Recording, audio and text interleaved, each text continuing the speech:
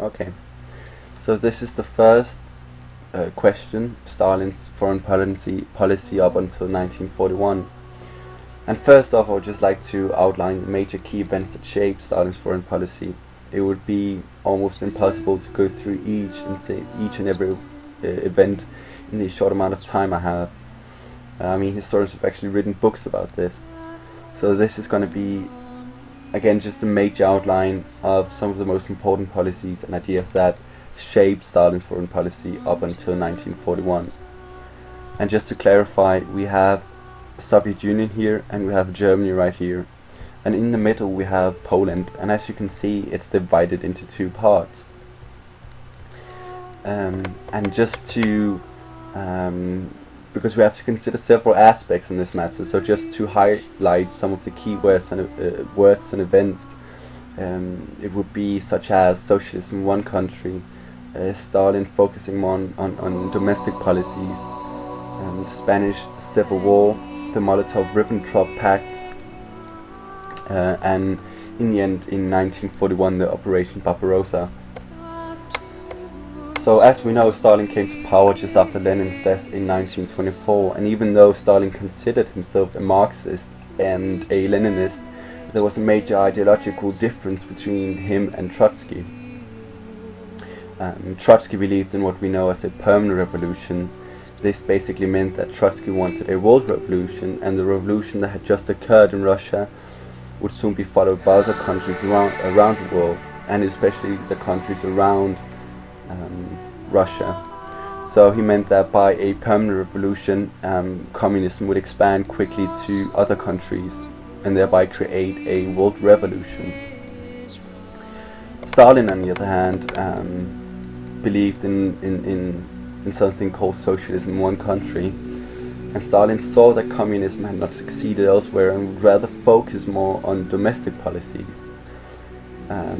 In basic sense, Russia had to depend on its own resources and to actually create a strong socialism at home first and then expand to other countries.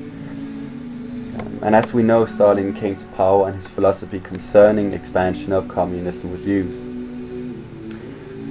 In addition to this, we have to remember that just after the revolution, Russia had to protect itself against the White Army, and the White Army was all the aristocrats who tried to regain power. This also included Western countries who tried to regain power with the aristocrats. Again, this meant that Stalin had to focus on Russia's own strength, and he almost had to rebuild a country that was now destroyed after years of war at home as well as abroad. So up until the mid-30s, Russia was actually seen as a non-aggressive state, because Stalin's first priority was to focus on domestic policies. And as we know, he focused on the first 5-year plan in this time. And he actually in 1934 signed and Russia became a member of League of Nations and adopts collective security. Something we have to notify here is Germany and Japan was not a part of the League of Nations. So all the way up to the mid-30s, Russia was seen as a non-aggressive state, though with the exception of the Spanish Civil War, where Russia supplied weapons to the opposing regime. But Russia was still seen as a non-aggressive state, and they still focused more on domestic policies.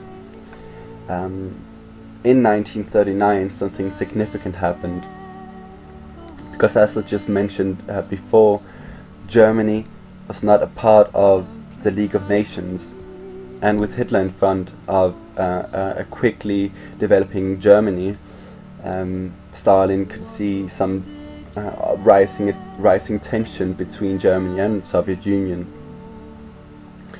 So they signed what we know as the Molotov-Ribbentrop Pact in 1939. This is also here you can see that Poland divided into two parts. This is due to the pact they signed. And this was actually an attempt by Stalin to strengthen his army, the Red Army, and delay a military conflict with Germany. Stalin signed the pact because of the lack of support from Britain and France towards the threat of Germany. And Hitler then promised the USSR, Poland and the Baltic states and to stay out of Russia's sphere of interest.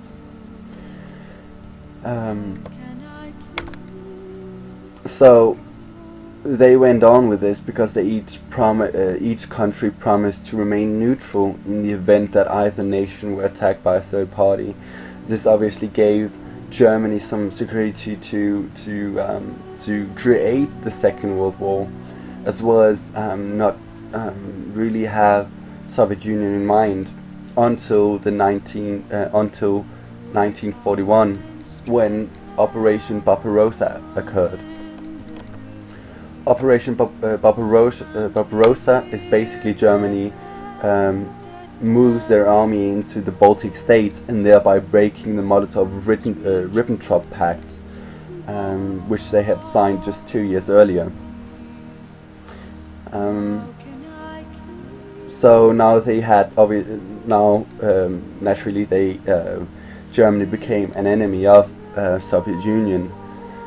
So Russian Soviet Union responded in making the Great Alliance, also known as the Big Three: the USSR, the US, and the Great Britain.